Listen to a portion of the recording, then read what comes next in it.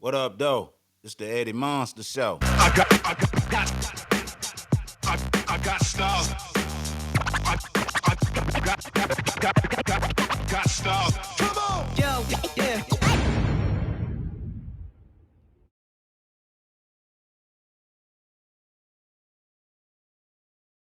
NBA Youngboy is not in a great place right now after just being arrested on a slew of new charges, including identity fraud, all while he's on house arrest in Utah on other charges. We're going to talk about what is going on here with attorney and hip-hop legal expert Avi Patterson. Welcome to Sidebar, presented by Law and Crime. I'm Jesse Weber. We have been focusing on a lot of hip-hop stories here on Sidebar, and now we got another one for you that actually might have a connection to one of our bigger trials that we covered. I'm talking about rapper Youngboy, Never Broke Again, or NBA Youngboy. Well, he has just found himself in a lot of hot water after he was arrested out in Utah. The artist, whose real name is Kentrell Gaulden, has been booked into the Cache County Jail on a number of charges. In fact, according to jail records, the listed charges are pattern of unlawful activity, procuring or attempting to procure drug prescriptions, identity fraud, forgery, possession of other controlled substances, possession of a dangerous weapon by a restricted person. Now, KUTV2 News out in Utah, remember Brian Schnee? Talked a lot with him and his associates during the Ruby Frankie case. Well, they have reported that Youngboy is actually looking at potentially 63 formal charges. This according to an arrest affidavit. Man. And according to this arrest affidavit... Damn. 63 count indictment, man. Oh, man, they just stack. They might be getting ready to go ahead and get rid of him. You know, the record industry is really in a decline, whether a lot of people know it or not. Is actually really over with, and I'm thinking that they just don't really have much use for a lot of these entertainers anymore, man. And you know, when they don't need you no more, what they'll do to you. All right, let's keep going. It ain't looking too good for NBA Youngboy right now. David, this is pursuant to, quote, a large-scale prescription fraud ring in which people would call in fraudulent prescriptions under the names of actual real doctors, but then they would use fake patient names with fake information. There's an allegation that when it became known this investigation was happening into this scheme, that someone apparently called law enforcement pretending to be a, quote, Gwendolyn Cox, who wanted to speak with a deputy but really wouldn't provide a lot of information. According to the affidavit, quote, Gwendolyn sounded as though she was a much younger male from the southern states. Gwendolyn made a statement, well, I asked her to, and she said that she'll have you call me. This statement was a response to a request that was made to have Gwendolyn contact dispatch and have them transfer a call back through. I've lived in the southern United States. The terminology in replacing the word ask with ax or other variations is considered with a southern dialect in states such as Texas, Louisiana. Did y'all hear that? NBA Youngboy out here in Utah. You know how they talk out there in Utah, man. This, if I remember right, this Mormon country, man. We talking like Iowa, Utah, man. They talk proper, you know. They use their E and R's, man. You know, and now you think about NBA Youngboy being from Baton Rouge, Louisiana, man. How I guess what we would describe as he's gonna have a slow, lazy, heavy tone. You know, and now you down here, man, calling in one to the pharmacist, man, in Utah. You know, yeah, man, you know what I'm saying, man. I need to get some codeine. You know what I'm saying? You trying to act like a doctor, man, and that just goes to show that he got a drug problem, man, because that was a desperate move, man. And the thing about it, once you procure them that time and then you consume that, now you need some more. And so then this ends up becoming an ongoing thing, man.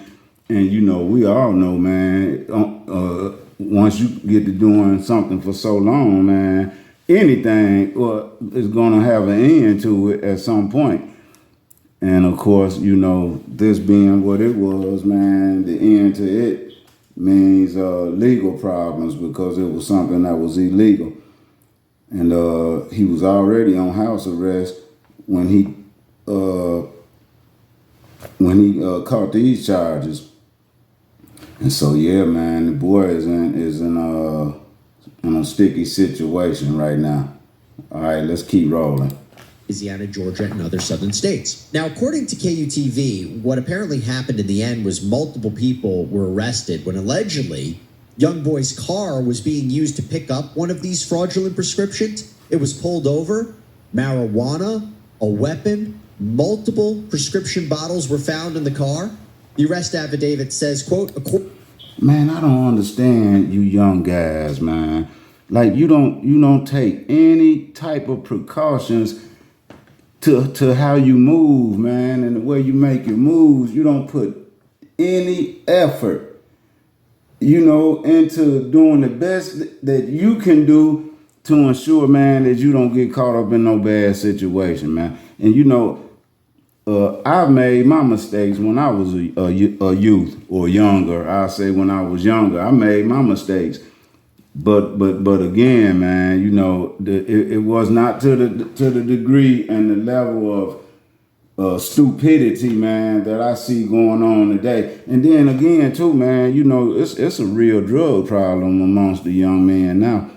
The way they use drugs and it's supposed to be, they act like it's something cool, man. And man, you could not, man, kick it around us, man, if you was on some drugs, man, because we looked at you, like we was into getting money, man. And we looked at you like you was a fiend or a junkie or something, man. If you was into getting high all the time, that wasn't our thing, man. But now, if you listen to the rap music back in the day, they was talking about selling the drug, man, and getting the money. And then when they get the money, they was, the jewelry, the clothes, the cars, and the girls, man. You know what I'm saying? Now, Molly Percocet, Papa Percocet, you know what I mean? The whole damn song is about, getting high, man, and using drugs. And of course, when you get to doing that, man, your mind not gonna be acting right, man, and these are the results that you end up with. All of the type of shit that you see, NBA, Youngboy, and Kodak, and all of the other, young rappers / entertainers, man, going through in life, man. And I can imagine him being on that house arrest down there, man, even though he in a multi-million-dollar mansion on some land, you know what I mean? When you've been living the lifestyle that he's been living, man, and just never really truly developed spiritually or mentally, and understand anything about coping skills and whatnot. It's just bound to happen, man. It's just, it's inevitable. You know what I mean? All right, let's keep going. According to the FBI, Cantrell is the known leader of a violent gang from the Louisiana area. Based on Cantrell's history, it is apparent that he's prone to violence. Based on the totality of the circumstances, a no bail hold is requested to be placed on Cantrell, pending a detainer to be obtained by federal prosecution for his current case. According to the FBI, Cantrell is the known leader of a violent gang from the Louisiana area. Based on Cantrell's history, it is apparent that he is prone to violence. Based on the totality of the circumstances, a no bail hold is requested to be placed on Cantrell, pending a detainer to be obtained by federal prosecution for his current case. Yeah, and that's expected. That's expected. Let's roll. Now, that in and of itself would be concerning. But here's the problem for Youngboy as well. He was on house arrest. He is waiting to go on trial on separate federal firearms charges. After allegedly illegally having guns back in September of 2020 in Louisiana during a music video shoot when multiple people were arrested on gun and narcotics charges. For Youngboy, it is currently illegal for him to possess firearms because he is a convicted felon. Right. He was convicted of aggravated assault back in 2017.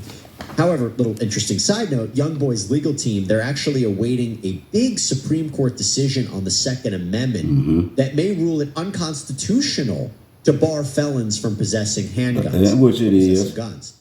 His trial appears to have been paused for now till we get a decision from the Supreme Court, but nowhere in the Constitution does it say if you end up getting in trouble one day or blah, blah, blah, blah, blah, then you lose your right. When they put that in the Second Amendment in the Constitution, it was actually put in there so in case your government, whoever did that, the forefathers, the founding fathers or whatnot, whatever was going on in that room that day, it was somebody, man, that I would say was on the side of righteousness. And they had some foresight and insight and vision, you know, what was really going on.